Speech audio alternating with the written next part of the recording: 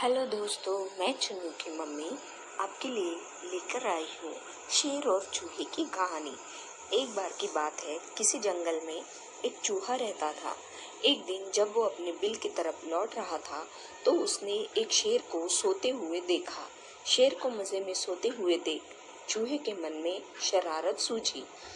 चूहा शेर के पास गया और उसके ऊपर चढ़ गया। वह शेर के ऊपर खूब उछल कूद करने लगा और उसके बाल खींचने लगा। चूहे की शरारतों से शेर की नींद खुल गई और उसने चूहे को अपने नुकीले पंजों में दबोच लिया। चूहे ने जब शेर के पंजों में खुद को पाया तो वो समझ चुका था कि शेर के गुस्से से अब उसे कोई नहीं बचा सकता।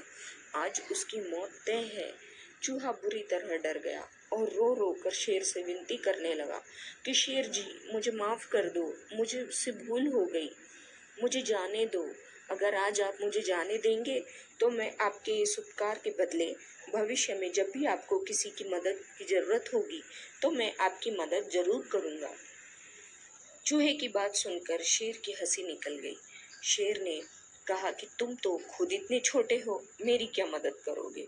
चूहे की विनती सुनकर शेर को उस पर दया आ गई और उसने चूहे को छोड़ दिया। चूहे ने शेर को धन्यवाद बोला और वहां से चला गया। कुछ दिनों बाद जब शेर खाने की तलाश में इधर उधर घूम रहा था तभी अचानक किसी शिकारी के फैलाए जाल में फंस गया। शेर ने खुद को जाल से निकालने की भरपूर कोशिश की लेकिन निकल नहीं पाया। काफी देर कोशिश करने के बाद शेर ने मदद के लिए दहाड़ लगानी शुरू की।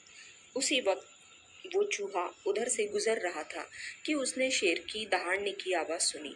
वो भागकर शेर के पास गया और शेर को जाल में फंसा देख चौंक गया। उसने बिना देर करते हुए अपने नुकीले दांतों से जाल को काटना शुरू किया और कुछ ही देर में उसने पूरे जाल को काटकर शेर को आज़ाद कर दिया।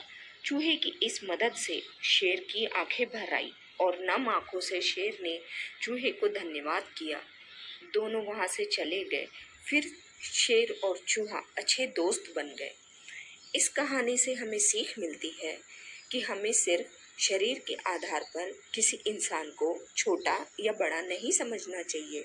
साथ ही हमें दूसरों की मदद करनी चाहिए, क्योंकि जब हम दूसरों की